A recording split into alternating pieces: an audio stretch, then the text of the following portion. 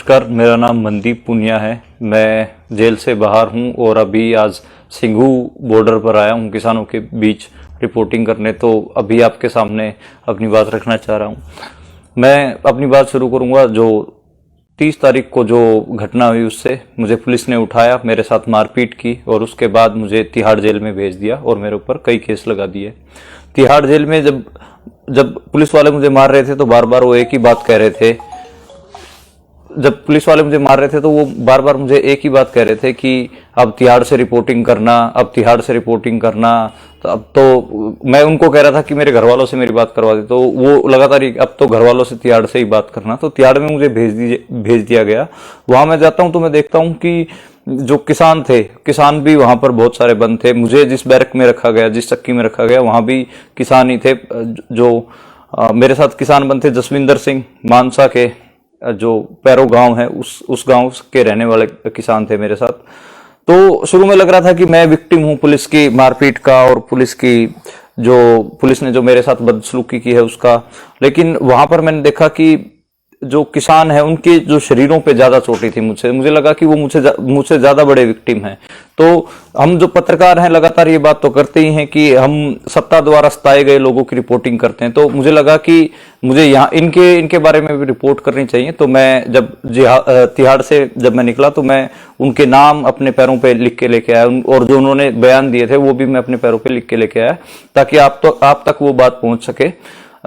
एक चीज मैं और ध्यान दिलाना चाहूंगा कि इसमें जो जितने भी किसानों से मैं मिला, सारे के सारे किसान जब वो अपने प्राइवेट निजी कामों के वास्ते मार्केट में गए थे, कोई सब्जी खरीदने गया था, कोई कपड़े खरीदने गया, तो वहां से उठाए गए हैं और उनके साथ बहुत बुरी तरीके से मारपीट की गई है। उसमें एक किसान का मैं बताना चाहूंगा, हरियाणा से थे, जगबीर सिंह रिठाल गांव के। वो तो अपने भाई के पास जा रहे थे, उनको एक प्राइवेट कार में से उठाया गया। ऐसे ही जो बाबा जीत सिंह थे, बाबा जीत सिंह हरियाणा के जो मुख्यमंत्री हैं, उनके गांव में गुरुद्वारा है, उस गुरुद्वारे में ग्रंथी हैं। वो बुराड़ी मैदान में जो किसान थे उनको लंगर खिला रहे थे, उनको वहां से उठाया गया। 70 साल के हैं बाबा जीत सिंह, उनके शरीर पे भी चोटों के निशान थे। तो जितने भी किसान थे वो असल में उनकी हिम्मत पूरी कायम थी, उनके हौसले पूरे कायम थे, लेकिन वो थोड़े से चिंतित थे। उनको पता नहीं था कि उनके ऊपर कौन से केस लगाए हैं और क्यों लगाए हैं, क्योंकि वो सारे बेचारे मतलब अपने निजी कामों के लिए गए हुए थे बाहर। तो एक ये था। दूसरा मैं ये कहना चाहूंगा कि जो मेरे ऊपर जो हमला हुआ वो इस वजह से हुआ क्योंकि जो रिपोर्टिंग की थी मैंने एक दिन पहले, जिसमें मैंने बताया था कि जो बीजेपी के जो कार्यकर्ता थे उन्होंने किसानों के ऊपर पत्थर चलाए और पुलिस ने कैसे उनका साथ दिया। उस रिपोर्ट की वजह से पुलिस ने मुझे टारगेट किया और पुलिस लगातार ये कहते हुए मुझे पीट रही थी कि और करना रिपोर्टिंग, और बताना कि किसानों को कौन पत्थर चला रहा था।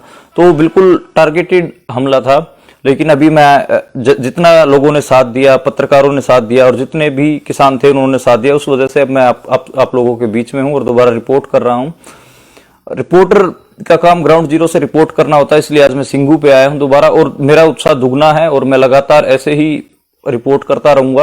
और इसमें मैं एक बात ये कहना चाहूंगा कि जिस सेंसिटिविटी से किसान आंदोलन को कवर करने की जरूरत है, रिपोर्ट करने की जरूरत है, उस सेंसिटिविटी से जो छोटे छोटे पत्रकार हैं हमारे जैसे और जो हरियाणा पंजाब के पत्रकार हैं वो बहुत अच्छे से काम कर रहे हैं। नेशनल मीडिया एक तरफ जो गोदी मीडिया है वो किसानों को आतंकवादी और खालिस्तानी बता रहा है, तो दूसरी तरफ पंजाब हरियाणा के पत्रकार और जो अल्टरनेटिव मीडिया के पत्रकार हैं वो किसानों के बीच में रह के और किसानों का जो असली पक्ष दिखा रहे हैं। तो एक रिपोर्टर के लिए बहुत जरूरी है। जब मुझे जेल में ले जाया गया तो मैं और भी जो पत्रकार थे जो सही रिपोर्टिंग करने की वजह से जेलों में, उनके बारे में मेरे दिमाग में आया।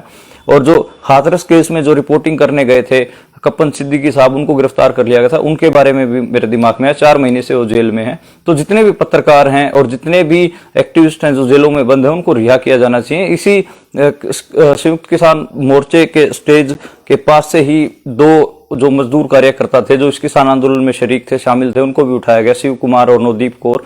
उन दोनों के लिए भी जो किसान हैं वो आवाज उठा रहे हैं, उनको भी रिहा किया जाना चाहिए। तो ये जो दिल्ली किसान आंदोलन है, इसमें सरकार खुद कह रही है कि उन्होंने 120 के करीब किसानों की गिरफ्तारी की है और वो गिरफ्तारी के बावजूद वो ये ड्रामा भी कर रही है कि जो हमारे दरवाजे बातचीत के लिए खुले हैं, ये कैसे दरवाजे खुले होना हो गया कि एक तरफ आप किसानों को गिरफ्तार कर रहे हैं, दीवारें ऊंची कर रहे हैं, सड़कों के ऊपर कीले लगा रहे हैं, सरिये लगा रहे हैं, और दूसरी तरफ आप कह रहे हैं कि बातचीत के दरवाजे खुले हैं। बातचीत के दरवाजे तब खुले मानते हम जो जितने भी किसान थे उनको बाइज्जत बरी किया जाए, उनको छोड़ा जाए जेलों से, और जो सड़कों के ऊपर इतने बड़े बड़े आपने पत्थर और सरिये लगा दिए उनको हटाया जाए, तब बातचीत संभव, जब बातचीत हो तो वो समझ में आता है। लेकिन सरकार लगातार, जो सत्ता पक्ष है वो लगातार इस तरीके का ड्रामा कर रही है। वो भी हमारा हम जो पत्रकार हैं, ये जो सत्ता जो दोहरा चरित्र है उसको भी हमको लगातार बोलने की जरूरत है और लगातार दिखाने की जरूरत है। मैं बतौर पत्रकार आगे से किसान आंदोलन से रिपोर्ट करता रहूंगा और उसी सेंसिटिविटी से रिपोर्ट करता रहूंगा। धन्यवाद।